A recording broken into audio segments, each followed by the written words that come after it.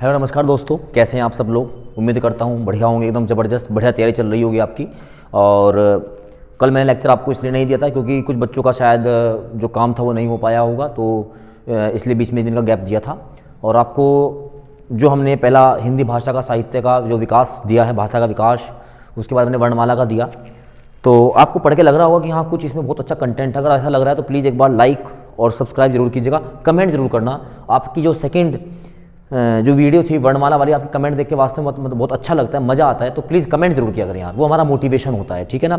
तो आज हम स्टार्ट करने वाले हैं समास। अपना समास से आपके क्वेश्चन बनते हैं, है ना, एक या दो क्वेश्चन आपका बनना है।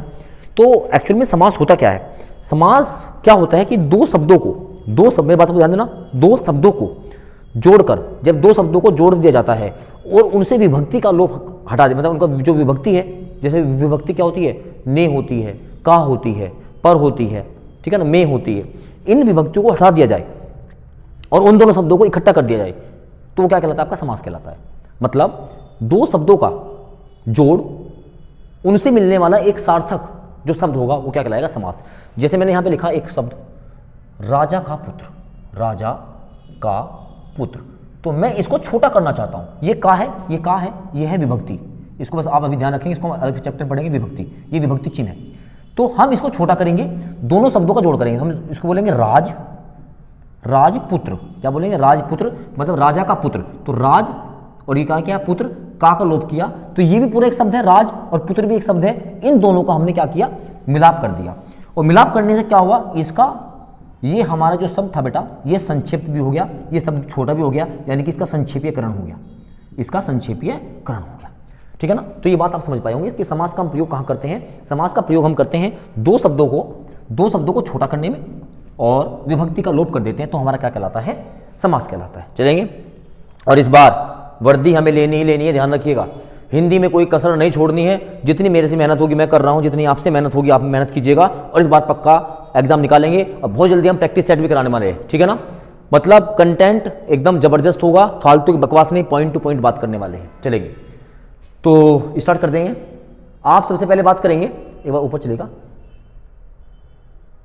चलिए, हाँ, परिभाषा की बात करेंगे समास की। समास दो शब्दों से, यहां आपको दो वर्ण भी मिलेगा, जब वर्णों का मेल होगा उसको संधि बोलते हैं। दो समास दो शब्दों से, शब्दों को अंडरलाइन कीजिएगा, शब्दों से मिलकर बना एक अर्थपूर्ण शब्द होता है। दो शब्दों को मिलाएंगे एक अर्थपूर्ण शब्द होता है। तो एग्जाम में बहुत बार डेफिनेशन पूछी जाती है कि समास किसका मिला है, तो समास जो है आपका दो शब्दों को मिलाकर बनता है। जैसे प्रतिदिन और नील गाय, है ना, तो नीली गाय भी इसको बोला जा सकता है, नील गाय, ठीक है। चलिए आगे, या नीली है जो गाय, ठीक है। समास का शाब्दिक अर्थ होता है संक्षेपीकरण, संक्षेपीकरण यानी कि इसको छोटा करना। छोटा करना क्या कहलाता है? संक्षिप्त कहलाता है। और समास विग्रह क्या कहलाता है? यानी कि समास विग्रह कीजिए। जैसे मैंने कहा राजपुत्र का समास विग्रह कीजिए, यानी कि उन शब्दों को उस सामासिक पदों को तोड़ना। जैसे कहा राजपुत्र, राजपुत्र का समास विग्रह कीजिए, तोड़ दीजिए। विग्रह मतलब तोड़ना। क्या? राजा का पुत्र। तो राजा का पुत्र का अगर हम समासीकरण करेंगे तो राजपुत्र कहलाएगा, और राजपुत्र का अगर हम क्या करेंगे? समास से विग्रह करेंगे तो क्या कहलाएगा? राजा का पुत्र। तो दोनों बात आई थिंक आपको क्लियर हो गई होंगी। चलेंगे, तो समास में दो पद होते हैं। कौन कौन से पद होते हैं? एक तो पहला पद जिसको हम पूर्व पद बोलते हैं, और एक बाद का पद जिसको हम उत्तर पद बोलेंगे। जैसे ये अगर हम बात करेंगे, इसका पहला, ये इसका पहला पद है और ये इसका बाद का पद है, लेकिन ये भाषा का प्रयोग एग्जामिनर बिल्कुल भी नहीं करेगा। तो पहला पद को बोलेगा वो पूर्व पद, कितना क्या बोलेगा? पूर्व पद, और बाद वाले को बोलेगा उत्तर पद। क्या बोलेगा? उत्तर पद। तो हर समास के अंदर आपको दो पद मिलेंगे, जिसमें पहला पद होगा, शब्द का पहला पद जो होगा, और दूसरा उत्तर पद मिलेगा जो शब्द के बाद का प्रयोग होगा। अब क्या हुआ? इन पदों की, भाई पहले पद की कितनी इंपॉर्टेंस है, कितनी महत्वपूर्णता है, कितना महत्व है, उसी के आधार पर आपको समास को बांटा गया है। चलेंगे, देखेंगे। तो पदों की प्रधानता के आधार पर वर्गीकरण किया गया है। एक तो होता है प्रधान पद, जो प्रधान खंड होता है, प्रधान खंड वो होता है जिसकी महत्वता बहुत ज्यादा, यानी कि जिसका ज्यादा अर्थ हो। और एक होगा आपका गौण खंड। गौण मतलब जो चुपचाप रहता है, बिल्कुल गौण, है ना, उसके अंदर गुण है, वो चुप रहेगा। तो ये कम अर्थ वाला होता है, यानी कि ज्यादा अर्थ वाले को, एक बार क्वेश्चन पूछा गया था, बताइए ज्यादा अर्थ वाले खंड को क्या कहते हैं? तो वो बोलेगा प्रधान खंड होगा, और जो कम अर्थ रखने वाला होगा उसको हम क्या कहेंगे? गौण खंड कहेंगे। बताइए इतनी बात समझ में आई या नहीं आई? तो अब हम बात करेंगे समास के जो भेद हैं वो कितने होते हैं। तो समास के 6 भेद बताए गए हैं। कितने भेद बताए गए हैं? 6। और मैं आपको ये नहीं बताऊंगा कि ये 4 होते हैं, 2 इसके अंदर आ जाएंगे, बिल्कुल नहीं। एग्जाम में जो आंसर आएगा हम उसी की बात करेंगे जो आयोग मानता है, ठीक है ना। चलेंगे, तो समास के छह भेद होते हैं, जिसमें आपका अव्ययभाव समास आता है, आपका द्विगु समास आता है, आपका द्वंद्व समास आता है, आपका बहुव्रीहि समास आता है, आपका तत्पुरुष समास आता है और आपका क्रमधारय समास आता है। और एक एक समास करके अब हम इनको पढ़ना शुरू करेंगे। अव्यय भाव का मतलब होता है ए का मतलब न, वे मतलब जो खर्च ना होता हो, है ना, जो खर्च ना होता हो। यानी कि इसमें क्या होता है, ये बहुत इंपॉर्टेंट बात लिखी है मैंने यहाँ पर, कि इसका जो पूर्व पद होता है वो प्रधान होता है। यानी कि पहले पद की जो महत्वता होती है बहुत ज्यादा होती है, अगर उसको हटा देंगे तो पूरे शब्द का मतलब ही बदल जाएगा। और जो इसका पूर्व पद होता है वो अव्यय होता है। अव्यय मतलब जो खर्च ना किया जा सके, यानी कि उसको हम तोड़ भी नहीं सकते हैं ना, उसको हम तोड़ नहीं सकते हैं। अच्छा, इसमें क्या होता है विभाव समास में, ये ज्यादातर उपसर्ग वाले शब्द होते हैं। ऐसे शब्द जिनके प्रारंभ में कोई वर्ड लगता है, कोई शब्द लगता है, उसको हम क्या बोलते हैं, उसको हम उपसर्ग बोलते हैं। जैसे मैंने बोला मान, मान एक क्या है, एक शब्द है, और मैंने यहां पर एक उपसर्ग लगाया अभिमान।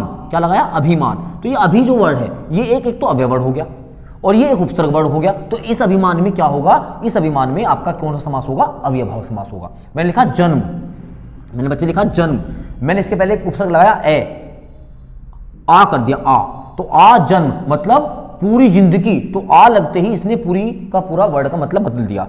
ये बात समझ में आई क्या? चलिए, जैसे मैंने कहा पेट, पेट एक शब्द है, मैंने यहां पर एक वर्ड लगा दिया भर पेट, यानी कि पूरा का पूरा पेट। तो यानी कि ये भर क्या हो गया, भर एक अव्यय है लेकिन ये उपसर्ग भी है, तो यानी कि ये आपका क्या कहलाएगा, अव्यय भाव समास कहलाएगा। तो तीन पद बात याद रखेंगे। इसका जो पहला पद होता है, जो इसका पूर्व पद होता है वो अधिक अर्थ वाला होता है, यानी प्रधान होता है, और जो दूसरा वाला होता है वो क्या होता है, कम अर्थ वाला होता है। और इसमें अव्यय होता है, इसका हमेशा पहला पद जो होगा वो हमेशा क्या होगा बच्चे, अव्यय होगा। चलेंगे आगे, कुछ एग्जाम्पल लिखे हैं, जैसे प्रतिदिन, प्रतिदिन मतलब प्रति प्लस दिन, ठीक है ना, यथाशक्ति, देखो प्रति, यथा, भर, अनुरूप, आजन्म, दिनों दिन, रात रात। एक बात ध्यान रखिएगा, अगर सेम शब्द रिपीट हो जाता है, दिन दिन, हाथों हाथ, हाथ हाथ, ठीक है ना, तो लातों लात, तो इन सब में क्या होगा, इन सब में आपका अव्ययभाव समास होगा। अगर एक शब्द ही दोबारा रिपीट हो जाते हैं तो उसमें हम क्या समास लगाएंगे, उसमें हम लगाएंगे अपना अव्ययभाव समास। यानी देखो प्रतिदिन, तो प्रति में क्या होगा, अव्यय प्रति होगा। यथासंभव, यथाशक्ति, यथासंभव, है ना, तो इसमें यथा शब्द क्या होगा आपका समास हो, यथा में आपका क्या होगा, अव्यय होगा। भर पेट, भर में क्या होगा आपका उपसर्ग होगा। अनुरूप, अनु में देखो रूप एक शब्द है, अनु क्या लग गया इसमें, अनु इसमें आपका क्या लगा, उपसर्ग लगा, तो ये अव्यय हो गया। तो इन सब में आपका क्या होगा, अव्यय समास होगा। आजन्म, दिनों दिन, रातों रात, हाथों हाथ, रातों रात, रातों रात में अमीर बन गया, रातों रात शब्द में कौन सा समास होगा, तो अव्यय भाव समास होगा। तो इतनी बात आप समझ पाए होंगे अच्छे से। चलेंगे आगे, ये बात करेंगे हम तत्पुरुष समास की, है ना। तो तत्पुरुष समास में क्या होता है, तत्पुरुष समास में पूर्व पद क्या होता है, जैसे ये हमारा थोड़ा सा यहां पे गड़बड़ हो रहा है, चलो खैर कोई बात नहीं। देखो तत्पुरुष समास में क्या होता है, तत्पुरुष समास में हमारे विभक्तियों का लोप होता है, विभक्तियों का लोप होता है। जैसे एक मैं विभक्ति आपको बता देता हूं, यहां पे देखो, एक कर्ता होता है जो काम करता है, तो कर्ता ने कर्म को कर्ण से, ये सब विभक्तियां हैं। संप्रदान के लिए, संप्रदान के लिए, आपादान, ये आप नोट भी कर लीजिएगा, से अलग होना, आपादान से अलग होना, कर्ता ने कर्म को कर्ण से, संप्रदान के लिए आपादान से अलग होना, संबंध का, के, की, अधिकरण, अधिकरण, में और पर, ये विभक्तियां होती हैं हमारी, है ना। ये विभक्तियों का लोप होगा तत्पुरुष समास में। तो तत्पुरुष समास के कितने भेद होते हैं, 6 हमने लिखा है। क्रम तत्पुरुष, कर्ण तत्पुरुष, संप्रदान, आपादान, संबंध और अधिकरण।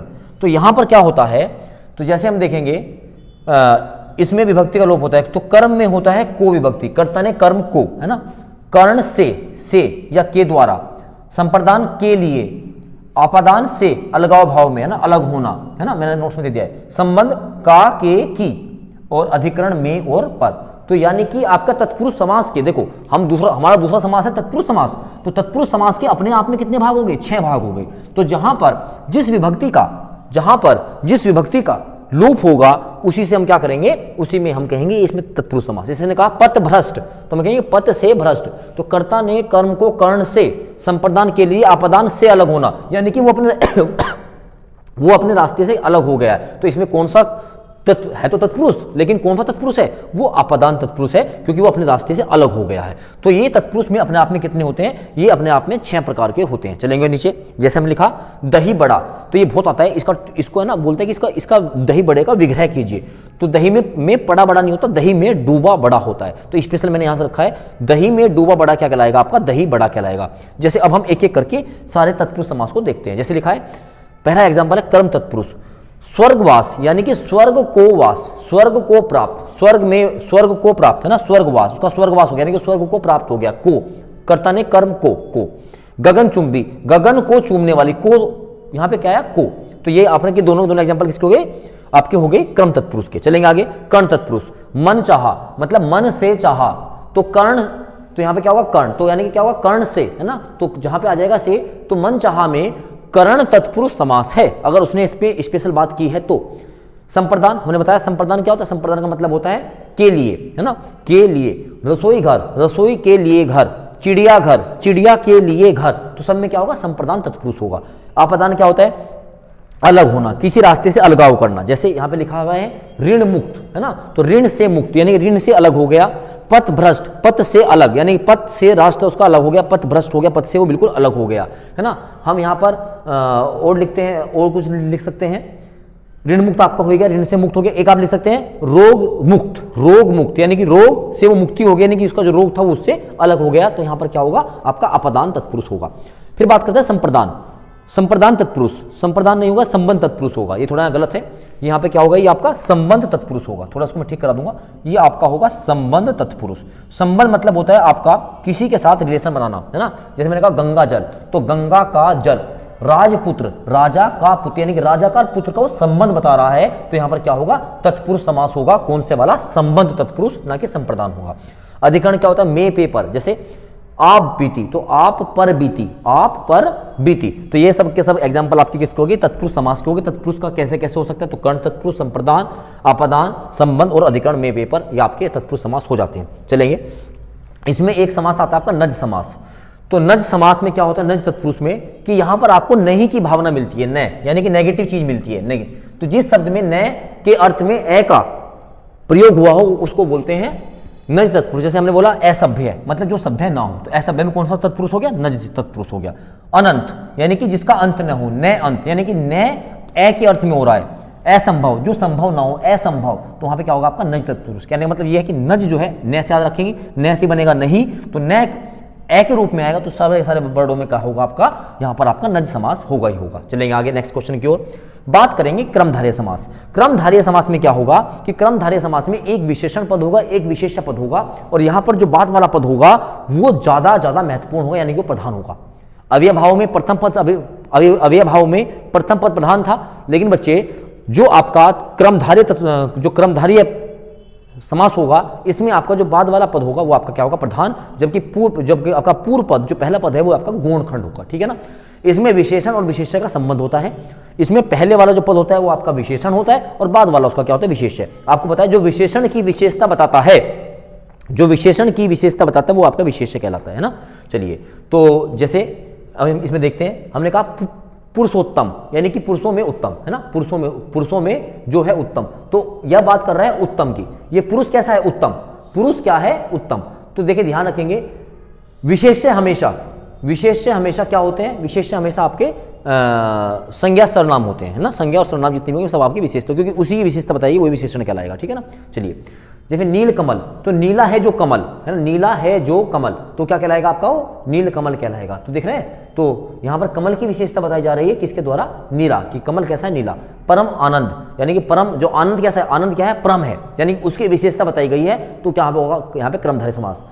महात्मा, महान है जो आत्मा, आत्मा कैसी है? महान, तो महान है जो आत्मा, वो क्या कहलाएगी आपकी?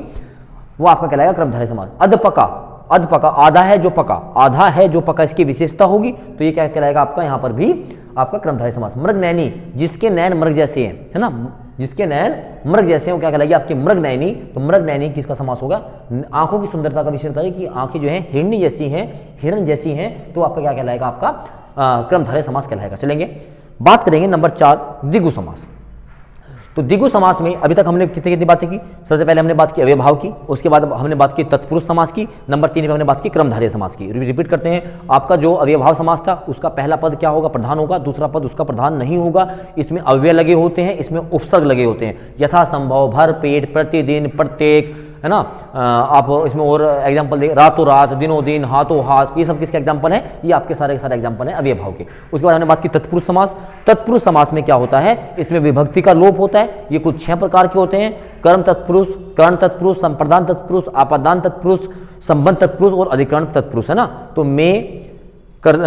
इसमें को कर्ता ने कर्म को कर्ण से, संप्रदान के लिए, आपादान से अलग होना, संबंध का के की और अधिकरण में और पर, इन विभक्तियों का लोप होता है, ये कहलाता है तत्पुरुष समास। उसके बाद हमने बात की क्रमधारय समास। क्रमधारय समास में बच्चे क्या होता है? इसमें सबसे पहले हम बात करेंगे कि इसमें जो 2 पद होते हैं, इसमें जो दूसरे वाला पद होता है, जो उत्तर पद होता है, वो क्या होता है? आपका प्रधान होता है, जबकि पहला पद इसमें प्रधान नहीं होता है, ठीक है ना। और वो कहीं ना कहीं विशेषण और विशेष्य के रूप में बात करता है, वो एक शब्द की विशेषता बताता है। जैसे हमने कहा नीलकमल, कमल कैसा है? नीला, है ना। कमल कैसा है? नीला। हमने कहा नीलकंठ, कंठ कैसा है? नीला। हमने कहा, हम कोई एग्जांपल और लेते हैं, जैसे मृगनयनी, हमने पढ़ा था मृगनयनी, उसके नयन कैसे हैं? मृग जैसे हैं, ठीक है ना। महात्मा, महान है जो आत्मा, ये सब क्या हो गए? क्रमधारय तत्पुरुष। अब चौथा आता है द्विगु समास। द्विगु समास में ध्यान रखिएगा, जहां पर भी आपको कोई संख्यावाची शब्द मिल जाए, संख्या का प्रयोग हो रहा होगा, वहां पर आपका द्विगु समास होगा। जिस समासिक शब्द का पूर्व पद संख्यावाची होता है, इसका भी हमेशा उत्तर पद प्रधान होता है। कर्मधारय का भी उत्तर पद प्रधान होता है, क्रमधारय का उत्तर पद प्रधान होता है, तत्पुरुष का भी उत्तर पद प्रधान होता है, और द्विगु समास का भी उत्तर पद प्रधान होता है। तो वो क्या कहलाएगा? आपका उत्तर पद प्रधान विशेषण होता है, और इसका समूह या समाहार का बोध होता है, यानी कि पूरे समूह की बात करता है, तो वहां पर क्या होगा? द्विगु। बस द्विगु समास होगा। समझ में बात यह है कि यहाँ पे आपको संख्या मिलेगी और समूह मिलेगा। जैसे पंचवटी, 5 वटों का समाज, ये मिलेगा आपको पंच, यानी कि 5। शताब्दी, 100 वर्षों का समूह, 100 शब्दों का नहीं, 100 अब्दों का समूह होगा ये, 100 अब्दों का समूह। अब अब्द क्या होते हैं बेटा? वर्ष होते हैं। 100 अब्दों का समूह क्या होगा? 100 वर्षों का समूह। नवरात्रि, 9 रात्रियों का समूह, है ना। पंजाब, 5 आब वाला क्षेत्र, क्या कहलाएगा? पंजाब, है ना। हम यहाँ में और बात कर सकते हैं। चौराहा, 4 भुजाओं का, 4 रास्तों वाला समूह। हम बात कर सकते हैं त्रिकोण, जिसमें 3 कोण होंगे, त्रिकोण। चतुर्भुज, जिसमें 4 भुजाएं होंगी, चतुर्भुज। तो ये सब क्या कहलाएंगे? आपके द्विगु समास। संख्या आ गई तो आपके द्विगु समास हो गया। अलग तत्पुरुष की बात करेंगे, जिस समास में पहले शब्द के बाद कारक चिन्ह किसी न किसी रूप में विद्यमान रहता है। जिस समास में कोई जो पहला शब्द है, जो समास में पहला शब्द है, उसके बाद कारक चिन्ह विद्यमान रहेगा, तो वहां पर क्या कहलाएगा? आपका अलुक समास कहलाएगा। जैसे कि लिखा हुआ है हमने मृत्युंजय, तो मृत्युंजय, है ना। मृत्यु को जीतने वाला क्या कहलाएगा? आपका मृत्युंजय कहलाएगा। ऊंट पटांग, ऊंट पर टांग, यानी कि बेतुका। ऊंट पे टांग कोई टेक सकता है भाई? ऊंट पे टांग कोई नहीं रख सकता, तो ऊंट पटांग यानी बेतु की बात में क्या होगा? आपका अलुक, क्या होगा? अलुक समास। नल समास क्या होगा? जहां पर आपको नेगेटिव बात की जाएगी वहां नल समास। अगर किसी समास के तुरंत बाद आपको क्या मिलता है? कारक चिन्ह मिलता है पहले शब्द के तुरंत बाद, तो आपको क्या कहलाएगा? आपका वो आपका अलुक समास कहलाएगा। चलेंगे आगे। उपपद आएगा नेक्स्ट। उपपद तत्पुरुष, ऐसा समास जिसके बाद वाला शब्द भाषा में स्वतंत्र रूप से नहीं प्रयोग किया जा सकता। जैसे हमने लिखा यहां पर स्वर्णकार, ये रहा कार, आप इस कार का प्रयोग नहीं कर सकते किसी शब्द के रूप में। हमने कहा दिनकर, कर का आप प्रयोग नहीं कर सकते। तो जहां पर किसी शब्द के बाद वाले शब्द का स्वतंत्र रूप से प्रयोग नहीं किया जाएगा, वो आपका क्या कहलाएगा? उपपद। उपपद तत्पुरुष समास। चम्रकार, दिनकर, स्वर्णकार, तो आप ध्यान रखें, इन शब्दों का प्रयोग हम किसी भी जो शब्द के बाद वाले शब्द हैं, इसका हम स्वतंत्र रूप से प्रयोग नहीं कर सकते। तो ये सब आपका क्या कहलाएगा? ये आपका कहलाएगा आपका उपपद समास। चलेंगे। द्वंद्व समास। द्वंद्व समास, जहां पर युद्ध होगा, द्वंद्व का मतलब युद्ध, तो द्वंद्व में क्या होगा कि जो दोनों शब्द होंगे उनका बराबर का वजन होगा। जैसे मैं कहूं दिन और रात, दिन रात, है ना। मैं कहूं दाल और रोटी, दाल और रोटी बराबर है। शिव पार्वती, राधा कृष्णा, तो यानी कि यहाँ पे शब्दों का बराबर मिलेगा आपको। इसके बीच में आपको एक योजक चिन्ह मिलेगा। जब आप इन शब्दों को तोड़ोगे तो आप इसके बीच में एक और शब्द या वह शब्द लगा सकते हो ना, जैसे राधा रानी, राधा और रानी, है ना। शंकर और पार्वती, है ना। दाल और रोटी, है ना। दिन और रात, लाभ और हानि, तो ये शब्द क्या होंगे? आपके द्वंद्व समास होंगे। तो लिखा है इसमें, जिस समासिक शब्द के दोनों पद, हाँ, इसमें दोनों के दोनों पद प्रधान होते हैं। रिपीट करेंगे। अव्यय भाव में प्रथम पद होता है, जबकि क्रमधारय में और तत्पुरुष में और आपके द्विगु समास में आपके उत्तर पद प्रधान होते हैं, और द्वंद्व समास में आपके दोनों के दोनों पद प्रधान होते हैं, क्योंकि इनका दोनों का मतलब क्या होता है? बराबरी का होता है। योजक चिन्ह इसमें लगाते हैं विग्रह करने पर और अथवा या लगता है, ठीक है ना। जैसे लिखा है भाई बहन तो भाई और बहन, खरा खोटा खरा और खोटा, लाभ हानि लाभ और हानि, दाल भात दाल और भात, आचार विचार आचार और विचार, ठीक है ना। तो ये सब क्या होंगे, ये आपके समास के एग्जाम्पल होंगे, किसके होंगे, द्वंद्व समास के। चलेंगे आगे, इसके बात करेंगे, इसके भी 3 प्रकार होते हैं। पहले बात करेंगे इसके 3 इत्येतर समास। इत्येतर द्वंद्व क्या होगा, तो इत्येतर का क्या होता है, इत्येतर में जहां पे और लगेगा, इत्येतर जहां पे और लगेगा या तथा लगेगा वहां पर इत्येतर होगा। जहां पर या लगेगा या, तो वहां पे क्या कहलाएगा, या अथवा, तो वहां पे क्या लगेगा वैकल्पिक। और जहां दोनों बराबर वाले होंगे वहां पे क्या होगा, समाहार होगा, ठीक है ना। जहां पे दोनों बराबर वाले होंगे क्या होगा, समाहार। इत्येतर में और लगेगा या लगेगा, वैकल्पिक में इत्येतर में और या तथा लगेगा, वैकल्पिक में या और अथवा लगेगा, और जहां दोनों बराबर के वहां पे क्या होगा, समाहार द्वंद्व होगा। बेटा इनको देख लीजिएगा, क्योंकि क्योंकि द्वंद्व सब कर देंगे, उसमें अगर ये इसने टपका दिया ना तो इनको बच्चे नहीं कर पाएंगे। चलेंगे आगे, बहुव्रीहि समास। बहुव्रीहि समास में क्या होता है, पहली बात तो ये कि यहां पर 2 जो शब्द होते हैं वे किसी तीसरे शब्द की तरफ इशारा करते हैं, है ना, तीसरे शब्द की तरफ क्या करते हैं, इशारा करते हैं। तीसरी बात, यहां पर होता क्या है कि आपके पास जो बहुव्रीहि समास होते हैं उसके दोनों पद अप्रधान होते हैं, जबकि इससे पहले द्वंद्व समास में दोनों पद प्रधान थे, लेकिन बहुव्रीहि समास के दोनों पद क्या होते हैं, प्रधान होते हैं। और 2 शब्द मिलकर किसी तीसरे शब्द की तरफ क्या करते हैं, इशारा करते हैं। जैसे मैं कहूं गजानन, गजानन, तो आपके को गजानन बोलते हैं, आपके दिमाग में आएंगे गणेश जी, क्योंकि गज के समान जिसका क्या है, आकार है या मुख है, तो क्या कहलाएगा, गजानन। अब मैं कहूं चतुर्भुज, तो चतुर्भुज 4 भुजाएं हैं जिसकी, यानी कि विष्णु जी। आप कहें हमें नेक्स्ट, अगर हम कोई भी एग्जाम्पल ले सकते हैं इसमें, और जैसे पीताम्बर, यानी पीला है वस्त्र जिसका, अर्थात श्री कृष्ण जी की बात करेंगे। बात समझ में आ रही है क्या।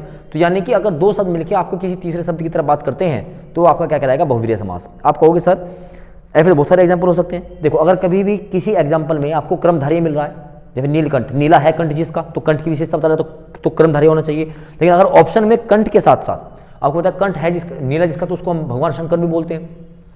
तो ऐसी स्थिति में आपको क्या करना है, आपको जब आपके पास क्रमधारय भी लग रहा हो और बहुव्रीहि भी लग रहा हो तो आपको प्रेफरेंस बहुव्रीहि को देना है एग्जाम में।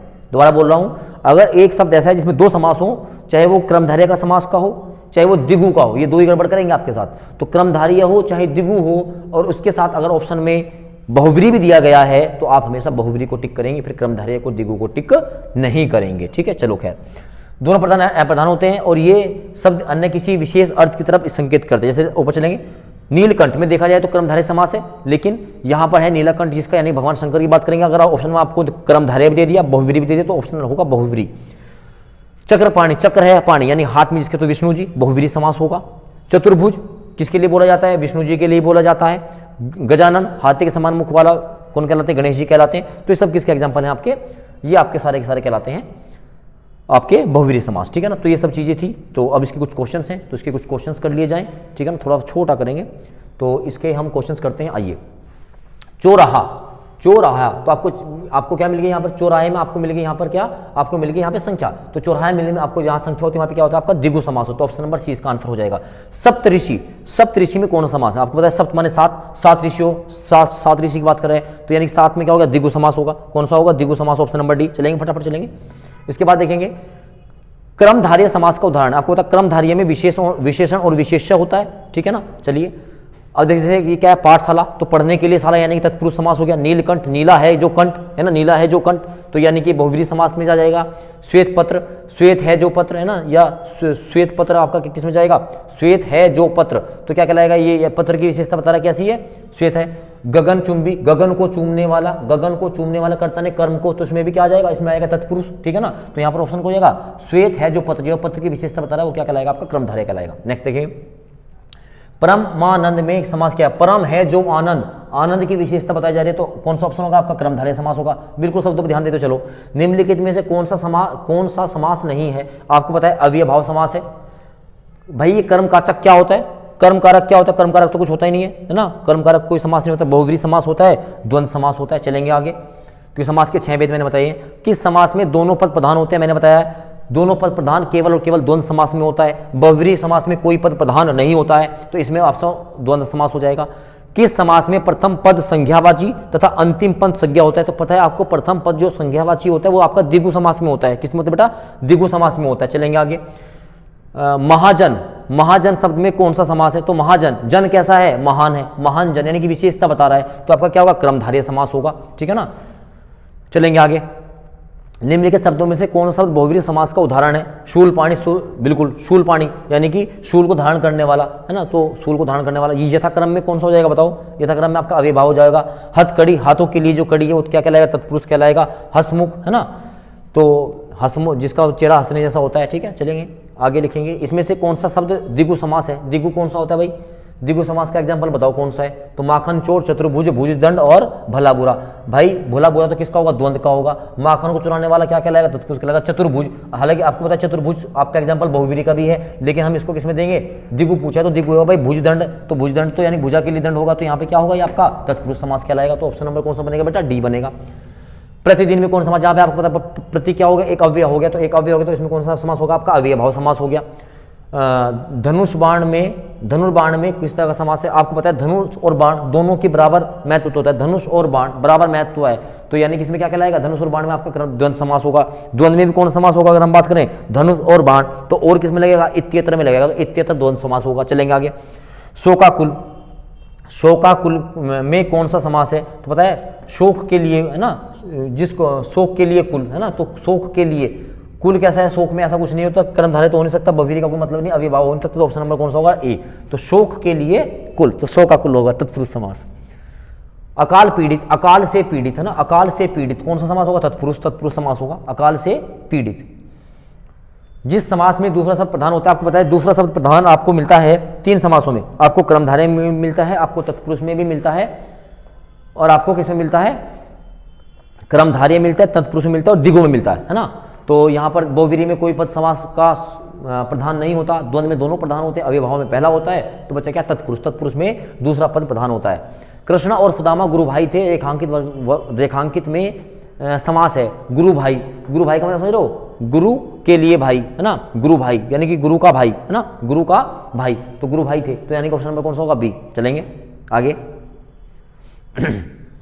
जय पराजय यानी कि जीतना और हारना, किसका समास कहोगे बेटा? द्वंद का हो गया, द्वंद का हो गया। चलेंगे आगे, नेक्स्ट क्वेश्चन। पर्णकुटी, है ना, पर्णकुटी वो कुटी जो पत्तों से बनी हो। पर्णकुटी वह कुटी जो किससे बनी हो? पत्तों से बनी हो, पत्तों से बनी कुटी। तो पत्तों से बनी कुटी कैसी होगी? तत्पुरुष में जाएगी, बोलो हाँ ना। ऑप्शन नंबर ए आएगा इसका आंसर। सिंह द्वार शब्द में कौन सा समास है? सिंह द्वार की विशेषता बताइए। सिंह, तो सिंह जैसा द्वार है, तो कौन सा बनेगा? आपका कर्मधारय समास बनेगा। चलेंगे। धनंजय में कौन सा समास है? धनंजय में कौन सा समास है? तो धनंजय किसके लिए यूज किया जाता है? अर्जुन के लिए यूज किया जाता है, तो ऑप्शन नंबर सी इसका आंसर हो जाएगा, धनंजय। मन माना यानी कि मन से मानना कौन सा होगा? तत्पुरुष समास हो जाएगा। चलेंगे। कतरबोध में क्या डैश आ गया, योजक चिन्ह आ गया, तो क्या होगा? द्वंद समास हो जाएगा। चलेंगे आगे। देखो कितने अच्छे क्वेश्चन आपके सब पढ़े हुए आ रहे हैं। वीर पुरुष कैसा है? वीर, तो कौन सा समास हो जाएगा? कर्मधारय समास हो जाएगा। सॉरी, कर्मधारय तो इसमें ऑप्शन में दे रखा है, वीर पुरुष, है ना, वीर पुरुष, तो वीर पुरुष में वैसे कर्मधारय समास होना चाहिए, तत्पुरुष तो नहीं होना चाहिए, है ना। वीर पुरुष, हाँ यही होना चाहिए भाई, इसको मैं देख लूंगा क्वेश्चन को एक बार, मुझे तो तत्पुरुष समास तो इसमें नहीं लग रहा है, ठीक है ना। वीर है जो पुरुष, तो पुरुष की विशेषता बता रहा है। चलेंगे आगे। रसोई के लिए घर, तत्पुरुष समास हो जाएगा, तत्पुरुष समास। आगे चलेंगे। नील गाय कैसी है? नीली, तो इसमें आपका कर्मधारय समास हो जाएगा। चलेंगे नेक्स्ट क्वेश्चन की ओर। इस समास में पहला पद संख्यावाची किसमें होता है? द्विगु में होता है। जिस समास का पूर्व पद यानी कि पहला पद प्रधान होता है उसको अव्ययभाव कहते हैं। देखो ऑप्शन देखने की आवश्यकता नहीं है। यथाशक्ति में कौन समास है? यथा वर्ड आ गया तो इसमें आपकी अव्ययभाव समास है। आगे देखिएगा। गंगा जल, गंगा के लिए यानी कि गंगा का जल यानी कि क्या होगा इसमें? गंगा का जल, संबंध तत्पुरुष हो गया, तब संबंध तत्पुरुष। सतसई शब्द में समास का भेद बताओ भाई। सतसई क्या होगा? सतसई द्विगु यानी कि, है ना, सतसई यानी कि 7 सईयों का समूह बता रहा है, सतसई, तो द्विगु होगा। आगे चलेंगे। समास बताइए। भरपेट में कौन सा होगा? भरपेट, पेट कैसा है? भरा हुआ पेट है, तो क्या कहलाएगा? आपका अव्ययभाव समास कहलाएगा। पंचानन में 2 समास हो सकते हैं, आपका द्विगु भी हो सकता है और आपका क्या हो सकता है? आपका बहुव्रीहि भी हो सकता है। ऑप्शन में क्या क्या दिया गया है? तत्पुरुष, बहुव्रीहि, द्विगु और थोड़ा सा ऊपर करेंगे इसको, द्विगु और बहुव्रीहि। तो मैंने बता रखा जब भी द्विगु और बहुव्रीहि आए तो आप किसको ऑप्शन को देंगे? आप बहुव्रीहि को बताएंगे। सरासर में कौन सा समास है? तो आपको पता है सरासर, तो सरासर में क्या लग गया? सरासर यानी कि रिपीटेशन हो, सरासर, हाथों हाथ, दिनों दिन, रातों रात, लातों लात, तो अव्ययभाव समास हो गया। योगदान में कौन सा समास है? तो योगदान में, ऊपर करेंगे थोड़ा सा इसको, योगदान में कौन सा समास है? तो योगदान की अगर हम बात करें तो योगदान में कैसे है? योग, जो योग के लिए दान करेगा उसको बोलेंगे योगदान, है ना। तो जो दान किया जाएगा उसको क्या बोलेंगे, योगदान। योग के लिए दान क्या कहलाएगा आपका, तत्पुरुष समास कहलाएगा। तो ऑप्शन नंबर बी हो जाएगा। तो ये हमारे बच्चों कुछ क्वेश्चन थे जो हमारे रिलेटेड थे किससे, समाज से। आई थिंक आपको अच्छे से समझ में आया होगा। 2-3 बार रिपीट कीजिएगा, क्वेश्चन आपको यहीं से मिलेगा। अगले लेक्चर में हम अपनी संज्ञा सर्वनाम वगैरह स्टार्ट करेंगे। छोटे छोटे लेक्चर्स हैं, सब मिलते रहेंगे। थैंक यू, जय हिंद। वर्दी इस बार आपको तय करनी है, इस बार वर्दी तैयार। थैंक यू, जय हिंद, जय भारत।